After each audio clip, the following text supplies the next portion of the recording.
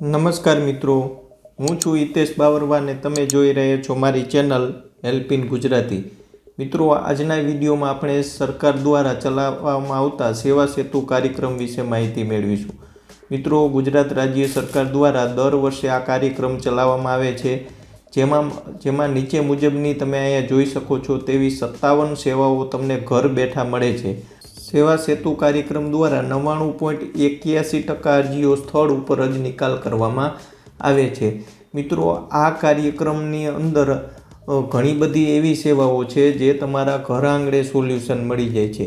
મિત્રો, આ કાર્યક્રમ આજુબાજુના 8-10 ગામડાઓ વચ્ચે સરકાર દ્વારા એક કેમ્પનું આયોજન કરવામાં આવે છે, જેમાં સરકારના બધા અધિકારીઓ હોય છે અને અહીંયા તમે જોઈ શકો છો જે આ સેવાઓ બતાવેલી છે 57 જેટલી સેવાઓ, તે સેવાઓનું તાત્કાલિક સ્થળ ઉપર જ તમને નિરાકરણ મળી જાય છે। અહીંયા પણ લખેલું છે, જો અત્યાર સુધી 1.53 કરોડ નાગરિકોએ તેમના ઘર આંગણે સેવા સેતુ કાર્યક્રમનો લાભ મળ્યો છે। નીચે એક સરકારનું સ્લોગન પણ લખેલું છે, ગુજરાતની પ્રજાની અપેક્ષા, લાગણી અને માગણી પૂર્વ કરવા રાજ્ય સરકાર કટિબદ્ધ છે।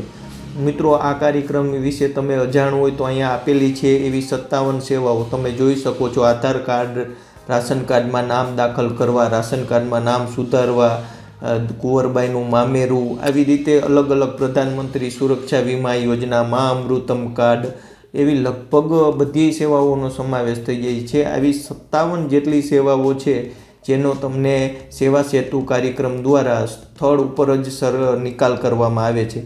તો મિત્રો, આ કાર્યક્રમ સરકાર દ્વારા ટૂંક સમયમાં શરૂ કરવામાં આવે છે। આ કાર્યક્રમને લગતી નોટિસ પણ તમને ન્યૂઝપેપરની અંદર આપવામાં આવે છે અથવા તો તમારા પંચાયતના બોર્ડ ઉપર પણ મારવામાં આવે છે કે સેવા સેતુ કાર્યક્રમ આટલી તારીખે આ ગામમાં યોજાવાનો છે, તો તેનો તમે લાભ લઈ શકો છો।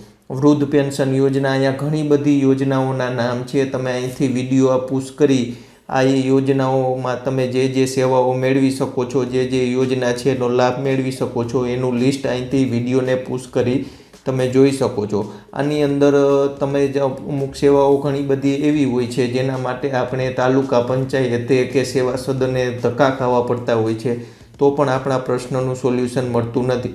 પણ સેવા સેતુ કાર્યક્રમમાં એ સરકારનો ઉદ્દેશ્ય એવો છે કે તમને ત્વરિત જવાબ મળી જાય છે, તમારા પ્રોબ્લેમનું સોલ્યુશન ત્વરિત મળી જાય છે। તમે મા અમૃતમ કાર્ડની પણ અરજી કરી શકો છો, વૃદ્ધ નિરાશ્રય સહાય પણ મેળવી શકો છો, આધાર કાર્ડને બેંક એકાઉન્ટ સાથે જોડાણનું પણ કામ આ સેવા સેતુ કાર્યક્રમ અંતર્ગત થઈ શકે છે। એટલે તમે અહીંયા એનો રેશિયો પણ એક આપેલો છે કે 99.81% અરજીઓનો સ્થળ ઉપર જ નિકાલ કરવામાં આવે છે। એટલે તમે જોઈ શકો છો ઘણું બધું સારો એવો રેશિયો છે જેને તમારી સમસ્યા હોય તે સ્થળ ઉપર જ નિરાકરણ થઈ જાય છે। તો મિત્રો, આ કાર્યક્રમ તમારા ગામમાં યોજાય ત્યારે આ કાર્યક્રમનો અવશ્ય લાભ લેજો અને આટલી બધી ઘણી બધી યોજનાઓ છે એને તમને ત્યારે તમારે ત્વરિત જ સોલ્યુશન મળી જશે। આ વિડીયોને શેર કરજો જેથી બીજા લોકોને પણ આ કાર્યક્રમ અંગેની માહિતી મળી રહે અને તેમના જિલ્લામાં કે ગામમાં જ્યારે આ કાર્યક્રમ યોજાય ત્યારે તે પણ ચોક્કસ આની અંદર ભાગ લે। જય જવાન, જય કિસાન, જય હિન્દ, વંદે માતરમ।